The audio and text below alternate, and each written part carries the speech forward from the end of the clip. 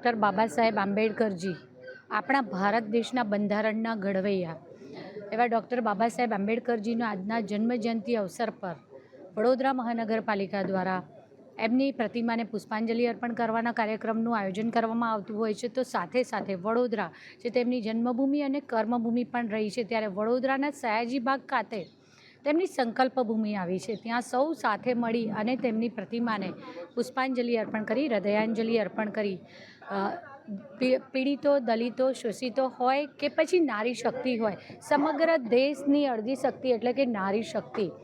આજે મારા જેવા કેટલીય બહેનો અને માતાઓ જો દેશની સેવામાં પોતાનું યોગદાન આપી શકતી હોય અથવા પોતાની કારકિર્દી બનાવી શકી હોય તો તે માત્ર ને માત્ર ડૉક્ટર બાબા સાહેબ આંબેડકરજી દ્વારા જે આપણા દેશને સંવિધાન આપવામાં આવ્યું છે તેના થકી, આ સમાનતાના હક થકી આજે વેદો સુધી સીમિત રહી ચૂકેલી નારી આજે વેબ સુધી પહોંચી છે અને એક સમયે રસોડાની રાણી પૂરતી પોતાની ઓળખ પ્રાપ્ત કરેલી નારી શક્તિ આજે અંતરિક્ષ યાનની ઉડાનમાં પણ પોતાનું યોગદાન આપી શકી છે.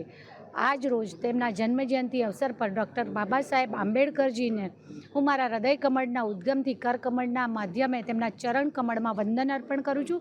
સમગ્ર ભારત દેશની નારી શક્તિ વતી તેમનો ખૂબ ખૂબ આભાર અભિવ્યક્ત કરું છું. આભાર.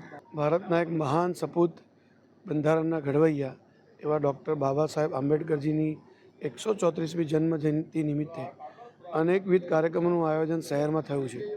ભારતીય જનતા પાર્ટી વડોદરા મહાનગર દ્વારા પણ 13 તારીખથી લઈને 25 તારીખ સુધી બાબા સાહેબના જીવન ઉપર અને સંવિધાન ઉપર અનેકવિધ કાર્યક્રમો આયોજિત કરવામાં આવ્યા છે. ગઈકાલે 13 તારીખે શહેરમાં આવેલી 12 પ્રતિમાઓની સ્વચ્છતા, સુશોભન, દીપોત્સવનો કાર્યક્રમ થઈ ગયો. એ જ ક્રમમાં આજે બધી જ પ્રતિમાઓ પર પુષ્પાંજલિ, માલ્યાર્પણનો કાર્યક્રમ છે અને આજથી લઈને 20 તારીખ સુધીમાં દરેક બૂથની અંદર એમના જીવન ચરિત્ર અને જીવન સંદેશ એનું વાંચન પઠનનો કાર્યક્રમ પણ થવાનો છે. એ જ પ્રમાણે 17 તારીખે યુવા સંમેલન અને 24 તારીખે પ્રબુદ્ધ નાગરિકોનું સંમેલન, જેની અંદર બાબા સાહેબના જીવનના પ્રસંગો તથા સંવિધાન એના સત્રો, સેમિનાર સ્વરૂપમાં રહેવાના છે. તો સૌ નાગરિકોનો મારી વિનંતી છે કે બાબા સાહેબનું જે યોગદાન છે, અમૂલ્ય યોગદાન છે, ભારતને સશક્ત બનાવવાનું યોગદાન છે, એમના જીવનને, સંવિધાનને સમજવા માટે આપણે જે અનેકવિધ કાર્યક્રમનું આયોજન થવાનું છે એમાં આપ ઉપસ્થિત રહીએ. ધન્યવાદ.